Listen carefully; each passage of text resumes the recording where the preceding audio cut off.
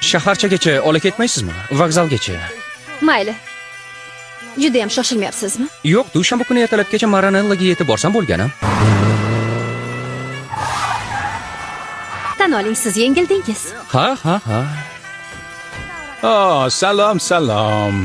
Sizlarni olib ketishimiz mumkin. Yaxshi bo'lardi.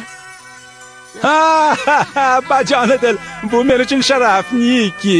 Meni mashinam sizni xizmatingizda. Meni mashinamni shaxsan Niki Laudining o'zi haydayapti. Qoyil.